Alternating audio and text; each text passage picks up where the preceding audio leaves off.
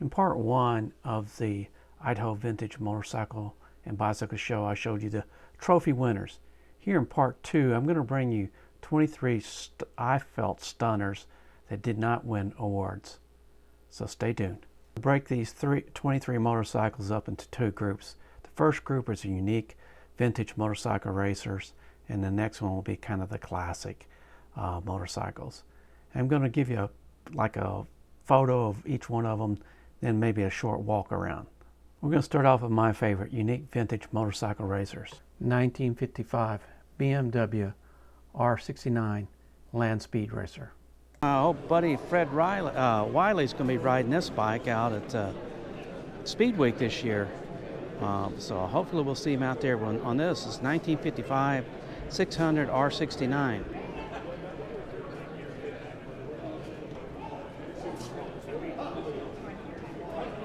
Look at that, all that comforts of that big old fairing. Fred tends to go pretty fast out there in some of these BMWs. He's actually had some that were turbocharged. Would run really good too. Next is a 1955 Ariel 500. I don't think it came in that color, but really looked nice. Real beauty, real beauty. Also, competition's going to be pretty tight in some of these categories. Now, a lot of times they won't get real crazy on what colors are used. If they can use something different than a standard color and still win.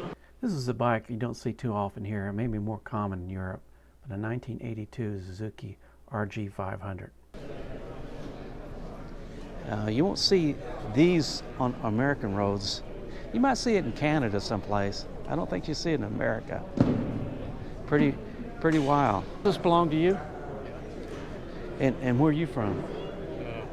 Sequim, Washington. Sequim, Washington. 1971 Kawasaki H1 RA 500. They weren't real good on there's they got started.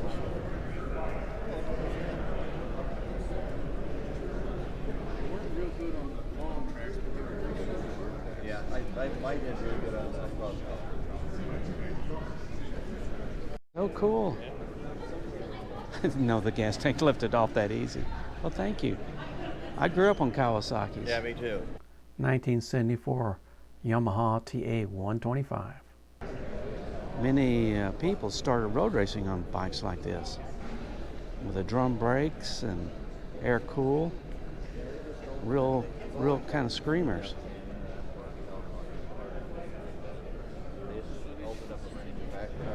And your name is?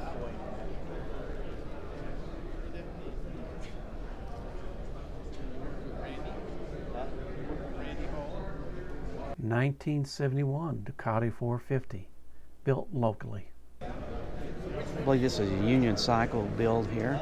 You'll see a few of those maybe here today. Really sweet, really sweet.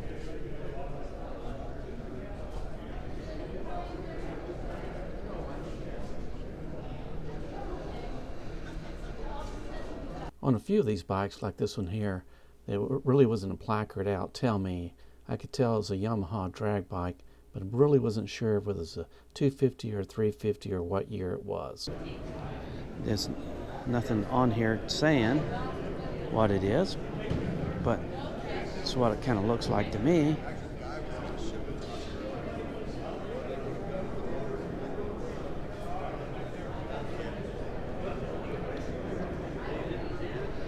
Run at Lions Drag Strip. This is another bike that didn't have a placard out. It's an Aramaki. Apologize if I said that wrong. Looks like a 250, 350 Sprint-based engine. And we'll see a Sprint a little bit later on. But you see it. It's an Italian Harley Davidson, a single cylinder that actually imported the Sprints at the time. Back in the mid-60s, they imported the Sprints as a 250, then later as a 350. And that's one of the first bikes that I rode on. It was my brother's Sprint. Had rubber handlebars, mounts. Really weird.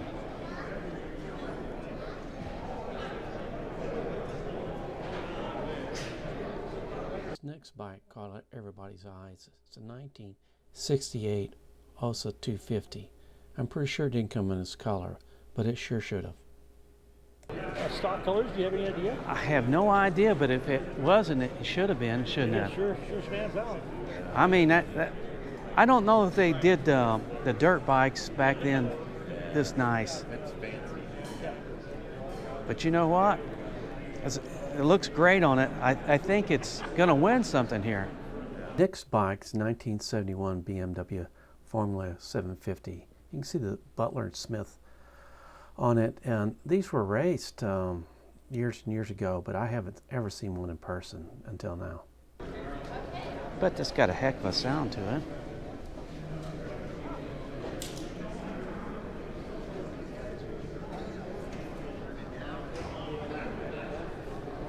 Yeah. This next one's a 1972 Harley-Davidson XRTT. Remember seeing Cal Rayburn run and racing road racing one of these bikes.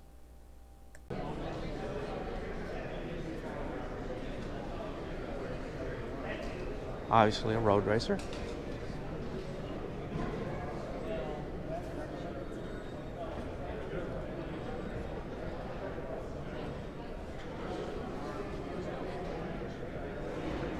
Got a 1973 Triumph, basically flat track with a T140V engine in it.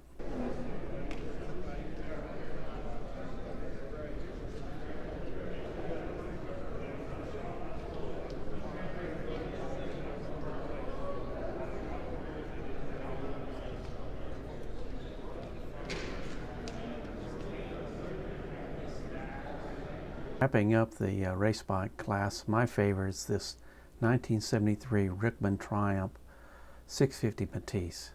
Very beautiful. It just looks great.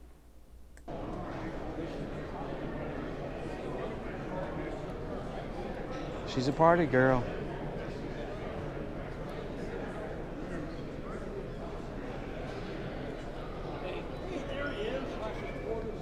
I love that.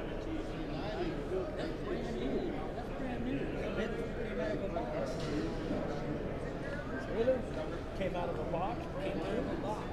The frame and the glass. Okay, now after getting through with my favorites, the vintage racing motorcycles, my second favorite is the classic vintage motorcycles. The first one out of the box for me is this 1961 BMW R27 250. That classic Art Deco styling.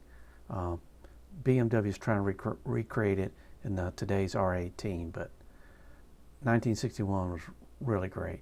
1961. It's getting a little busy in here. I'm trying to get some pictures before it gets too busy. It's a real beauty. I'd like to have one of these. Nothing wrong at all. Kind of to me, this is one of the Art Deco bikes BMW made. It was before my time, but I really kind of like that. 1948 Douglas 350 with a boxer engine was, I think they actually Douglas preceded BMW with a boxer engine, but this is pretty rare beauty here. Another show one that I predicted would be a show winner, but it didn't. It's this 1974 Honda 354. But to be fair, that Kawasaki that beat it did it fair and square. I'll be very surprised if this didn't win something here at the show also.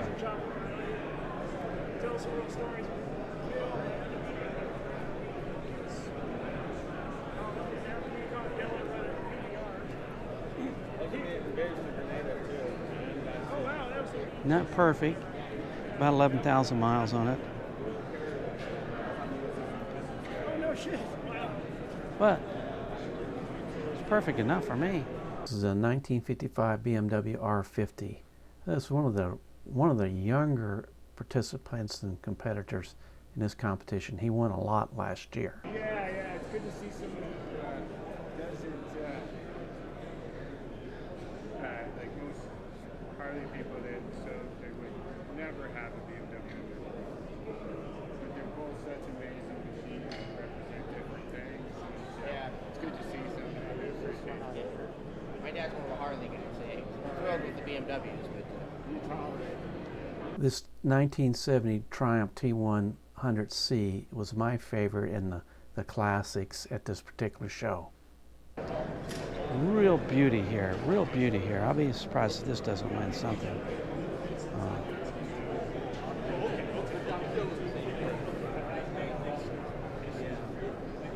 About this one, a 1967 Parrilla 250. Looks sweet.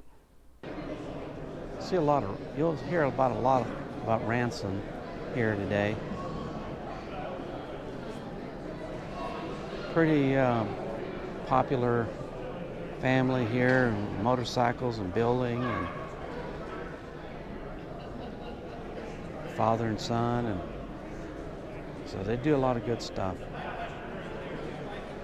A lot of good Kawasaki's to choose from here, but I chose this 1975 Kawasaki's 900Z1B. Again, I missed whether it's going to win an award or not. I think this is going to do real well here.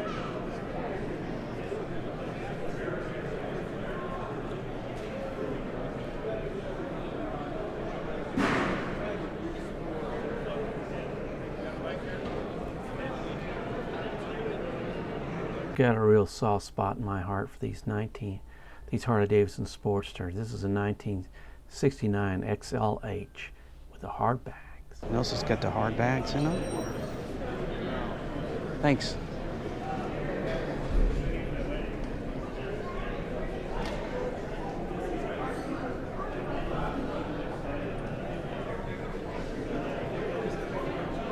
Gotta even get a handhold on this. No vintage show would be complete without a Honda CBX. This is from 1979, and this is a good one from Brian. By the color. 79 were candy red and silver. And that bike came with the silver paint on it, and I saw a red one back east. The East Coast got red one, West Coast got the silver one.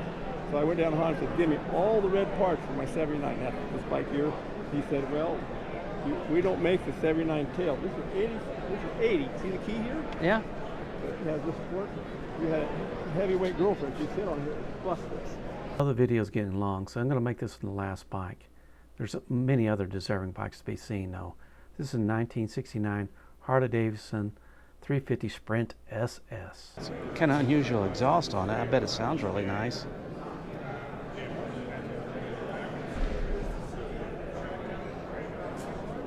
yeah. So I had some other brackets, like the luggage in the back. Yeah, the cravings. Pretty cool instrument cluster. Well, that's going to wrap up part 2 of the Vintage Motorcycle Show bikes that I saw that didn't get awards. You can watch the award winners on part 1.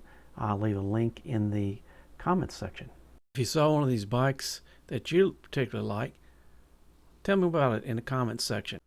Join me and my friends at Flat Cap Cafe Racer for riding and racing. Please subscribe.